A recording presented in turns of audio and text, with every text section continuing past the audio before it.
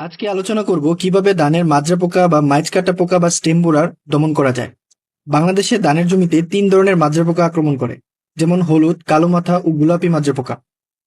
তো এদের মধ্যে হলুদ বা ইয়েলো স্টেম বোরার সবচেয়ে বেশি ক্ষতি করে। যাই হোক, তাদের ক্ষতির ধরন একই। ধানের যে কোনো মাজরা পোকা হোক, এই ভিডিও দেখলেই সহজে দমন করতে পারবেন। বিশ্বব্যাপী প্রায় 50 বা তারও বেশি মাজরা পোকা পাওয়া গেছে। তো ধরন মরণ জেনে লাভ নাই, আমাদের জানতে হবে ধানের জমিতে মাজরা পোকার আক্রমণ করলে কি কি লক্ষণ দেখা যায়, যেটি দেখে আমরা সহজে আন্দাজ করতে পারবো ধানের জমিতে মাজরা পোকার আক্রমণ হয়েছে। ধৈর্য সহকারে ভিডিওটি দেখতে থাকুন, সাথে আছি আমি কৃষিবিদ মোহাম্মদ আশরাফুল ইসলাম।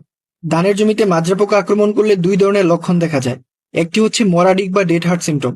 এই লক্ষণটি ধানের ভেজিটেটিভ স্টেজে দেখা যায়, মানে ধান লাগানোর পর থেকে শীষ বের হওয়ার আগ পর্যন্ত। এই অবস্থায় মাজরা পোকার কিরা বা লার্ভা কুশির ভিতরে বসে কাটাকুটি করে, ফলে মেন ডিকটা মারা যায়। এই মরাডিক ধরে টান দিলে সহজেই উঠে চলে আসবে, গাছের বাকি অংশ মাটিতে এবং সবুজ থাকবে।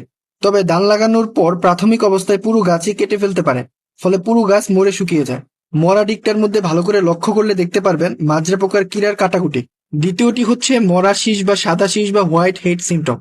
এই লক্ষণটি ধানের রিপ্রোডাক্টিভ স্টেজে দেখতে পারবেন, মানে শীষ বের হওয়ার পর থেকে। এই অবস্থায় ধান গাছ ঠিকঠাক, কিন্তু শীষ সাদা হয়ে যায়, ফলে শীষ ধরে টান দিলে সহজেই উঠে চলে আসবে, কারণ মাজরা পোকার কিরা ভিতরে বসে শীষের গোড়া কেটে দেয়।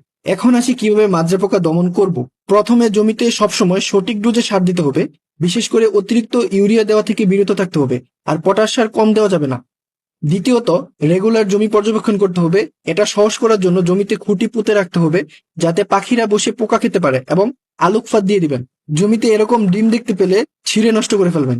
তারপর যদি জমিতে মাজরা পোকার আক্রমণ বেশি হয়, তাহলে ফিপ্রোনিল, ফ্যানথয়েড, chlorpyrifos plus cypermethrin, thiamethoxam plus lambda ইত্যাদি গ্রুপের যে কোনো কীটনাশক দিলেই হবে। এই নামগুলো দিয়ে বাজারে পাবেন না, আমি ডেসক্রিপশনের লিস্ট দিয়ে দিছি, কারণ ওখানে নিয়মিত আপডেট করা যায়, কারণ সব কীটনাশক সবসময় ভালো কাজ করে না। এতটুকুই যথেষ্ট, বললেই বহুত বলা যায়। অনেক সময় কৃষকরা উড়চুঙ্গা পোকা, শীষ ব্লাস্ট, টুংরো রোগের সাথে কনফিউশন হতে পারে। তো সেগুলোর সম্ভাবনা খুবই কম, তবে শীষ ব্লাস্টের সাথে কনফিউশন হলে সমস্যা।